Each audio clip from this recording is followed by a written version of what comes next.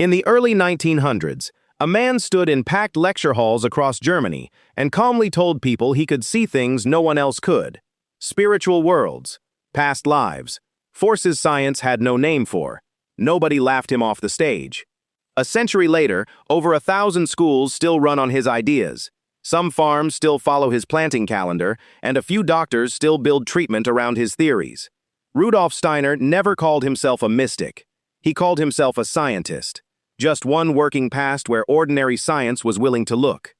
So where does real knowledge actually end, and where does imagination take over?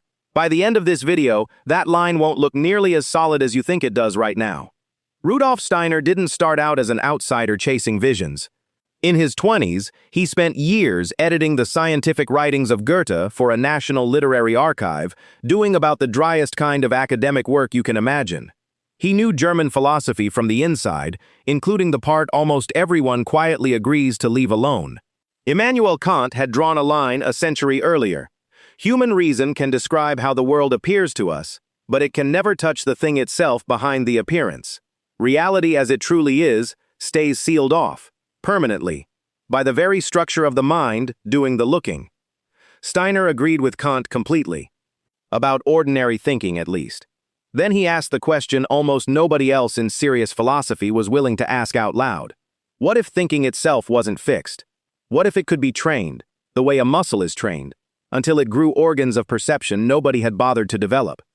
Not more facts stacked on top of what you already know. A different instrument for knowing, built from scratch.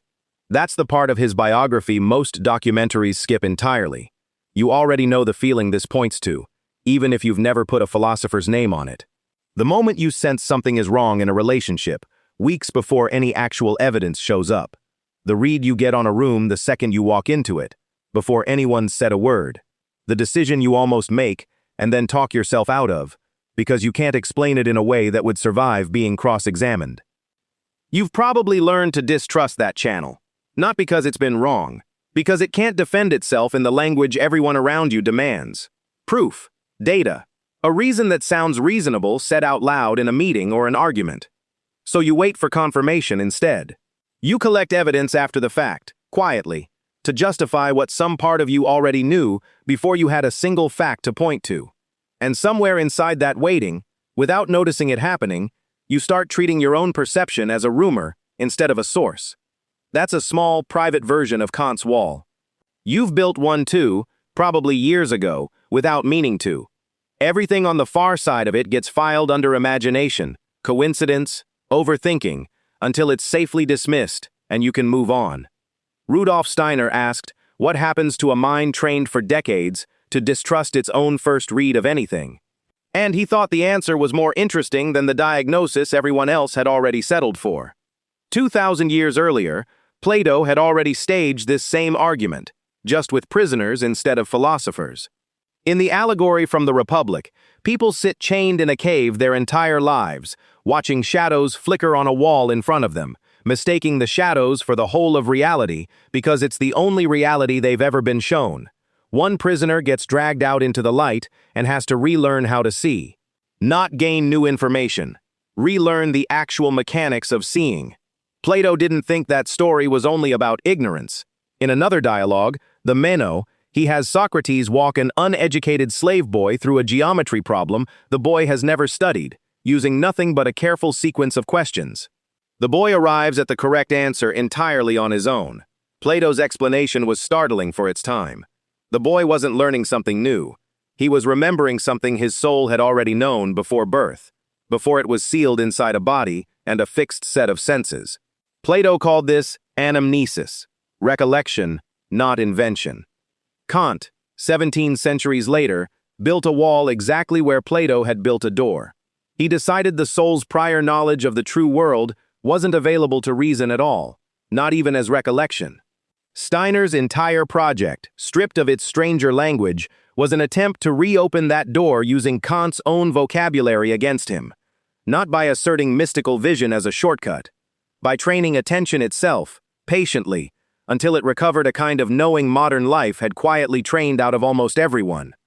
In plain psychological terms, what Plato called remembering the forms and Steiner called developing higher organs of perception, a modern mind might just call reclaiming trust in a way of knowing it was taught, very early, to override.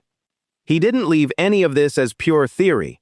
In 1919, he opened the first Waldorf school in Stuttgart for the children of factory workers at the Waldorf Astoria cigarette plant, built around the idea that a child's capacity to know the world couldn't be reduced to memorized facts. A few years later, he gave a series of lectures that became the foundation of biodynamic farming, treating a farm less like a factory and more like a living organism with its own rhythm. None of that proves he could see spiritual worlds. It proves he was willing to bet his entire life's work that attention itself could be taught. That's a very different kind of confidence. Here's the shift that actually matters, and it doesn't require believing in past lives or higher worlds to use it. You don't have to accept Steiner's whole cosmology to notice how much of your own life already runs on knowledge you never verified with hard evidence. The friend you trusted before they'd proven trustworthy. The job you turned down for reasons you couldn't fully articulate at the time and turned out to be right about a year later. None of that arrived as data first. It arrived as a kind of seeing you've probably spent years apologizing for. The reframe here isn't trust every feeling blindly. That's its own trap, and a dangerous one. The reframe is smaller and harder to hold on to. Your inner perception is an instrument, not background noise. Instruments can be trained. They can be calibrated. They can be gotten wrong and gotten right, the same way a musician's ear improves with use. What an instrument can't survive is being ignored indefinitely without going dull. Somewhere between Plato's cave and Steiner's lecture halls sits a much quieter idea than either of them gets credit for. The wall Kant drew might not be the actual edge of what's real. It might just be the edge of what you've ever practiced attending to. I think about this every time I catch myself needing to justify a decision I already made internally, days before I found the logical-sounding reason for it.